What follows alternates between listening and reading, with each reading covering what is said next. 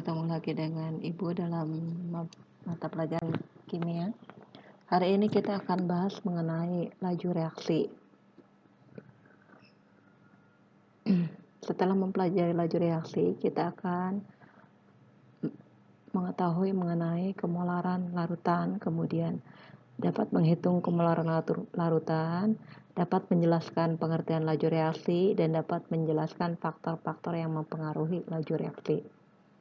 Kemolaran larutan. Kemolaran adalah satuan konsentrasi larutan yang menyatakan banyaknya mol zat terlarut dalam 1 liter larutan. Kemolaran atau disimbolkan dengan M sama dengan jumlah mol zat terlarut dibagi dengan volume larutan.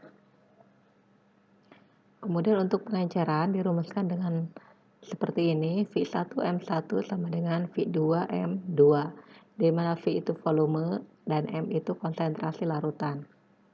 Kemudian kalau untuk campuran, maka kita mencari molaritas campurannya V1M1 tambah V2M2 tambah tergantung dari jumlah yang dicampurkannya dibagi V1 tambah V2 dan seterusnya. Kemudian konsep laju reaksi. Apa itu laju? Laju reaksi menyatakan jumlah perubahan konsentrasi zat-zat komponen reaksi setiap satuan waktu.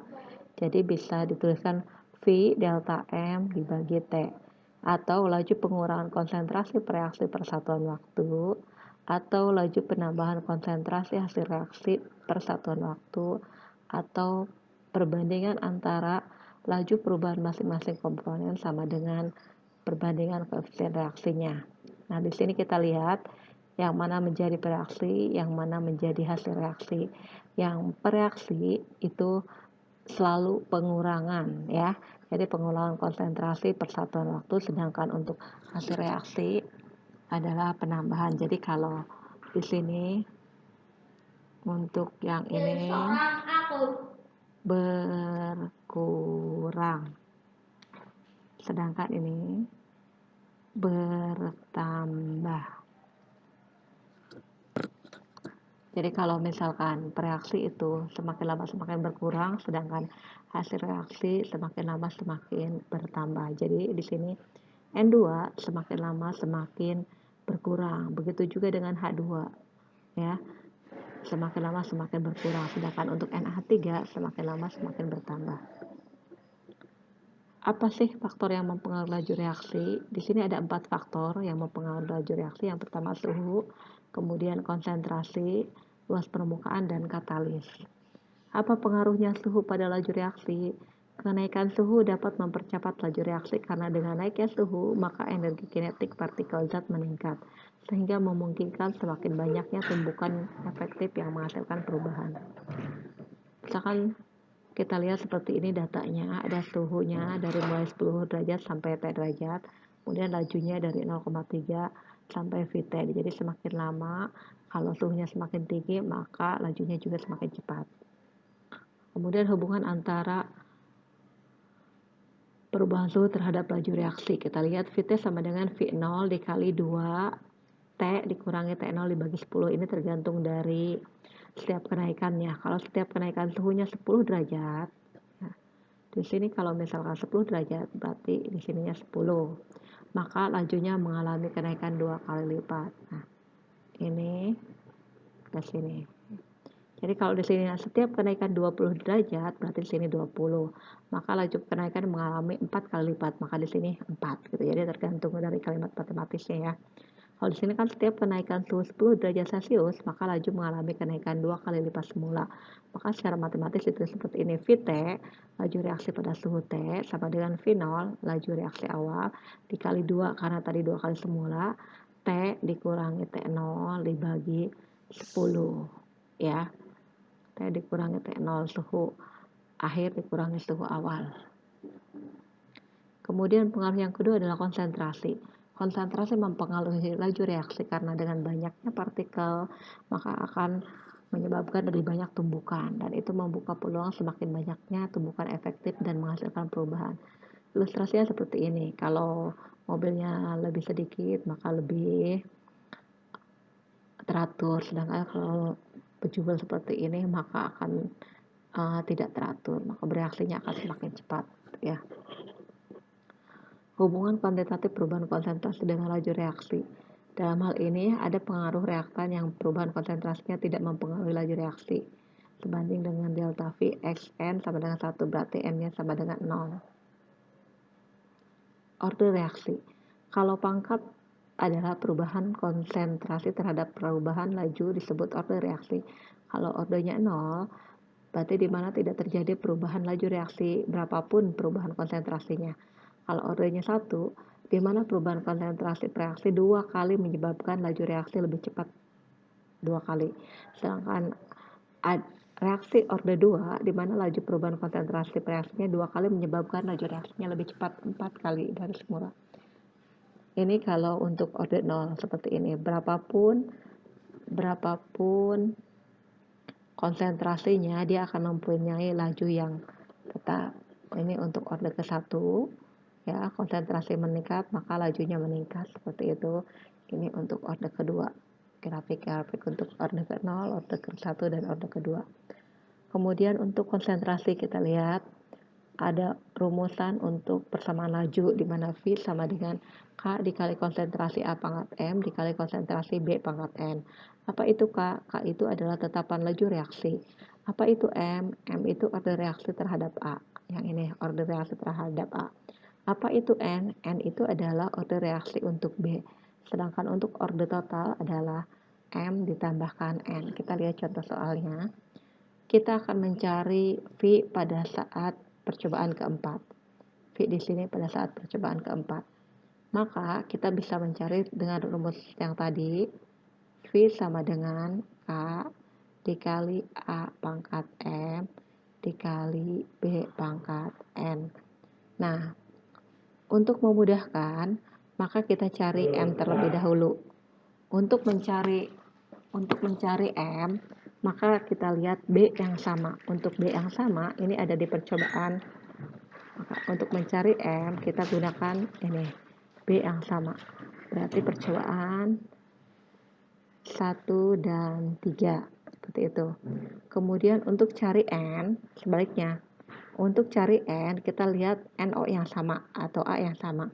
Untuk nomor 1 dan 2, berarti percobaan 1 dan 2, seperti itu. Ya, konsepnya. Jadi untuk cari M, kita lihat B yang sama, yaitu percobaan 1 dan 3. Untuk cari N, kita lihat A yang sama, yaitu percobaan 1 dan 2, seperti itu. Nah, seperti sudah digambarkan tadi, order untuk NO yaitu M. Ya, berarti lihat nomor 1 dan 3, percobaan 1 dan 3. Kemudian sama seperti tadi, berarti kita lihat NO. Karena tadi rumusnya NO, tadi rumusnya ini, ya. Berarti kita tuliskan boleh kita tuliskan, karena ini percobaan 1 dan 3, berarti V3 per V1 sama dengan K. Kalau K itu tetapan, berarti kita NO3 per NO1, karena yang CL2-nya sama, ya. CL2-nya sama, percobaan 3 dan 1. Kalau CL2-nya sama, saya tuliskan di sini. CL2 untuk yang ketiga dan 1, kalau sama kan jadi dicoret, jadi tidak usah dituliskan lagi. Kemudian 0,2 per 0,1 pangkat M sama dengan 8 dibagi 4, maka 2 pangkat M sama dengan 2, maka M-nya adalah 1. Order untuk NO adalah 1. Kemudian order CL2 yaitu N, percobaannya 1 dan 2. Nah, ini kan ada yang samanya di sini NO, ya. Berarti NO yang kedua sama NO yang ke-1 ini sama, jadi bisa dicoret. Tinggal CL2 bagi CL2 yang kedua dan ke-1 pangkat N. N-nya 0,2 per 0,1, 16 per 4, maka 2 pangkat N sama dengan 4, maka N-nya sama dengan 2. Seperti itu. Kalau misalnya ditanyakan order total, maka M tambah N, 1 tambah 2 sama dengan 3, seperti itu. Kemudian rumusan lajunya tinggal kita masukkan saja harga M dan N-nya. V sama dengan K dikali NO pangkat 1 dikali CL2 pangkat 2, seperti ini. Rumusan persamaan lajunya. Kalau kita mau cari K-nya, berarti K-nya tinggal dikeluarkan. V dibagi NO CL2 ini bisa pakai percobaan berapapun, ya. Dari data yang tadi bisa kita pakai percobaan 1, percobaan 2, atau percobaan 3, dan seterusnya. Kemudian kita lihat K sama dengan 4, dibagi NO-nya tadi 0,1 di data, Cl2-nya 0,1 pangkat 2. Maka K-nya sama dengan didapatlah K-nya 4000.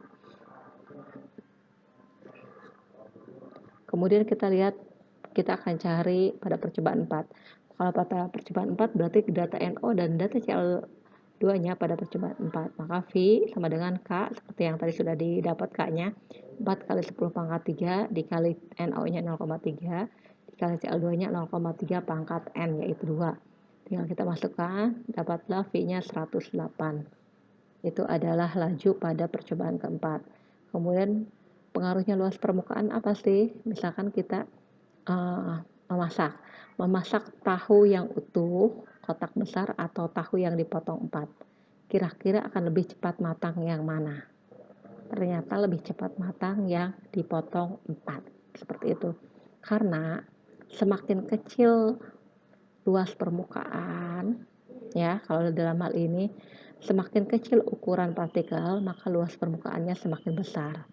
Kalau semakin kecil ukuran partikel, maka luas permukaannya semakin besar, akan menyebabkan laju reaksinya semakin cepat. Seperti itu. Ya, jadi yang akan lebih cepat laju reaksinya yaitu yang luas permukaannya besar atau ukuran partikelnya lebih kecil. Seperti kita minum obat. Obat yang tablet dengan yang digerus ternyata akan lebih mudah dicerna tubuh kita kalau yang digerus atau dalam bentuk sirup dibandingkan yang tablet. Seperti itu ya. Kalau yang tablet kan butuh waktu untuk menghancurkannya dalam tubuh kita. Sedangkan yang sirup atau serbuk kan lebih mudah untuk tubuh kita proses, seperti itu ya. Nah, tadi ini ya. Atau contoh yang lain, mana yang lebih luas permukaannya, gula berukuran butiran kasar atau gula berukuran butiran halus? Ternyata yang lebih mudah larut adalah gula yang berukuran butiran yang apa? Pastinya gula yang berukuran halus, seperti itu. Kemudian ini masih pengaruh dari luas permukaan. Semakin luas permukaan zat, maka semakin kecil ukuran partikel zat. Jadi semakin kecil ukuran partikel zat, maka reaksinya pun akan semakin cepat, seperti itu. Kemudian pengaruh katalis. Pengaruh katalis yaitu kita lihat di sini. Nah, adanya katalis, ini jalur 1 tanpa katalis. Kita lihat tanjakannya sangat tinggi sekali. Sedangkan yang kedua adalah tambahkan katalis. Kalau yang ini untuk jalur 1 dengan yang kedua kita lihat, yang ini tanjakannya tinggi, yang ini cuma gajlugan biasa saja. Seperti itu. Jadi adanya katalis bisa menurunkan energi aktivasi. Jadi kalau yang ini kan butuh energi yang lebih tinggi, kalau yang ini butuh energi, untuk yang ditambahkan katalis butuh energi yang lebih kecil dibandingkan dengan yang tanpa katalis. Adanya katalis dalam reaksi kimia bisa mengakibatkan energi aktivasi reaksinya semakin kecil. Dengan demikian, kemungkinan terjadi reaksinya semakin besar. Seperti itu ya. Jadi kita sudah bahas tadi ada 4 faktor yang mempengaruhi laju reaksi. Tolong dipelajari lagi.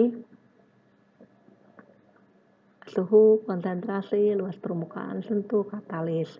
Yang pertama, semakin tinggi suhu, maka laju reaksinya semakin cepat. Yang kedua, semakin tinggi konsentrasi, maka laju reaksinya semakin cepat juga. Kemudian yang ketiga, semakin luas permukaan atau ukuran partikelnya semakin kecil, maka laju reaksinya semakin cepat. Yang keempat, pengaruh katalis. Dengan ditambahkannya katalis, maka akan menurunkan energi aktivasi sehingga reaksi bisa berlangsung lebih cepat. Mungkin materi hari ini Ibu cukupkan sampai di sini. Jika ada yang tanyakan boleh di kolom komentar. Assalamualaikum warahmatullahi wabarakatuh.